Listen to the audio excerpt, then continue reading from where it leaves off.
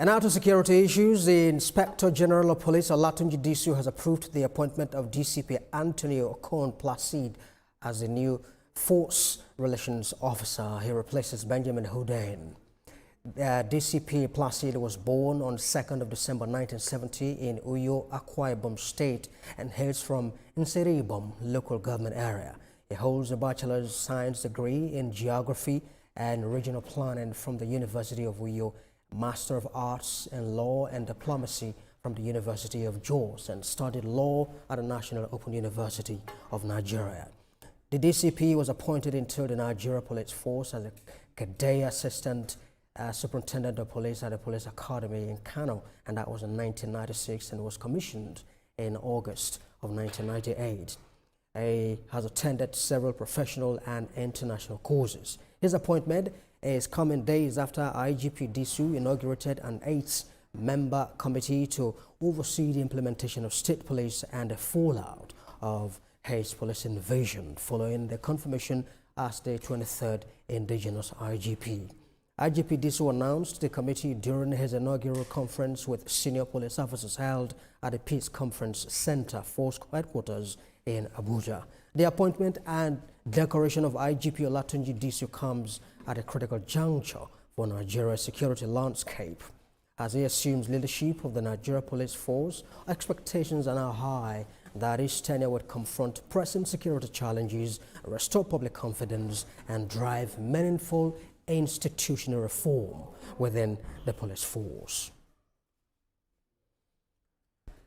And at this moment, to talk more about the task ahead of the committee inaugurated by IGP Disu, I'm now being joined by Obabirin, who is a founder convener of Omoluabi Barakpo Conservative Group.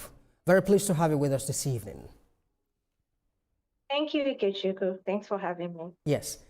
Finally, state policing is upon us at the moment as IGP Disu has inaugurated this 7-member steering committee on the establishment of the state police in Nigeria. What is your position on this issue?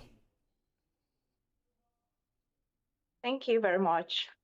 I believe that the president understands the implication of the insecurity currently going on in Nigeria right now.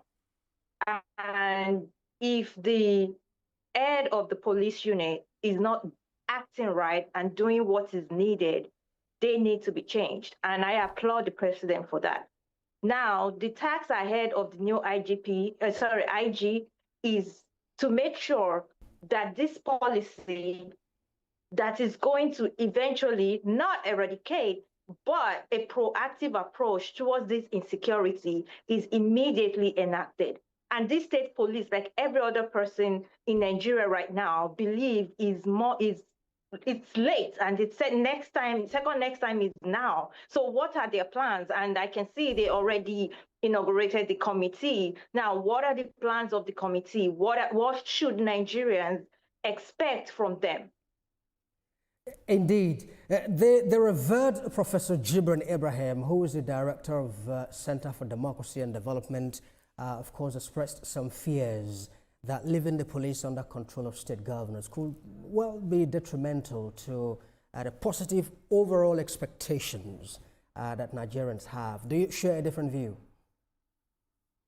Well, I share this different. I share the same view. However, the policy is not always the problem. It's the structure, it's the system in place. And the people, the committee in charge of this policy have to put a lot of things into consideration. Number one, state police must serve the citizen and not the politician. That should be their watchword. And everything that they put in place, structural-wise, should read that. Now, most developed countries that we all go to, that's what they do. It's not even state police. You see, like, practically city police. So if they are getting it right, there's something that they're doing, and you might as well, the committee or the IGP might as well consult them. Of course, we all know that there's a Nigerian factor in play because you can't just import people's structure or people's system into Nigeria. Nigerian factor is in place, but still, the structure is always the structure. The system is the system. You as a committee, you as a security expert, you know the people, you know Nigeria, and then you can actually work in a way. Sorry, you can actually in apply policies in a way that you know is going to work for the people of Nigeria and is going to do the job that we want it to do. And what is the job that we want this insecurity to do? Is to prevent this menace that is coming, is already coming. We need to prevent it, and we need to make sure that we think about the insecurity and not our pocket, not our friends, and not any politician, because insecurity is going to affect everybody. It is not a partisan thing. Thank you. Indeed, just as you mentioned, a number of the developed countries that we travel to, the United States, Canada, and the rest of them, they all operate state police. And the argument has been, quite frankly, premised on the fact that, yes, Nigeria is a federation, and the different federating units should have the powers to establish their own security, to tailor them towards their own local needs. Why then is the federal police being asked to provide a framework for the establishment of state police, if that's the case? Well, the truth of the matter is the intelligence that is required to create this state police, the federal police, we have to be honest. Even I had that question, but I figured that the intelligence required to create the state police is most likely in the hands of the federal government, because the federal police has always been the only institutionalized security system that Nigeria has. So for us to trust any information that for the foundation of the state police, it has to come from the federal police. However, I believe that I've not been able to really understand the members that is in this committee. I believe that stakeholders and also independent security agencies should be included in this decision making. Indeed. Well, if you remember full well, the United Nations recommends that we should have one police officer, a ratio of one police officer to 450 or so citizens. But as it is at the moment, Nigerian police, I think it's around 370,000 or thereabout. And if you do the mathematics, we're looking at one police officer, a ratio of one police officer to 650 Nigerians. An indication that we are under-policed. Isn't that the case? Oh, yes, of course. Obviously, Nigeria is under-policed. Right now, first of all, even the current federal police right now, they are underfunded, right? You can't blame a man that is not well paid why he can't fight insecurity. For you to, because the people you're fighting are well paid, they are well equipped, right? So we don't even have enough fund, right, to feed the current number of police that we have.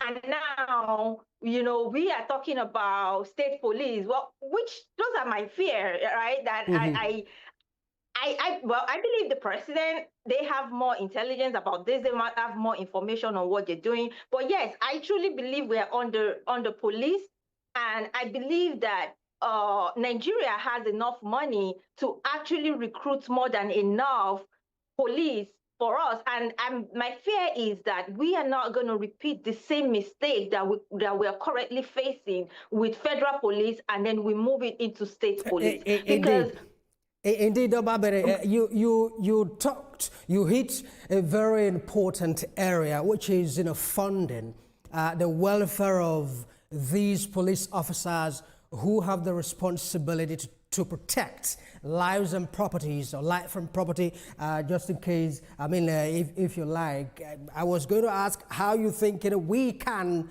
of course, ensure that this gap is filled very quickly. At the end of the day, like I said, I believe Nigeria has the fund that is required to do the right thing, especially when it comes to insecurity. It's just a matter of priorities. everybody, Nigerian politics and Nigerian governance is one of the most expensive in the world.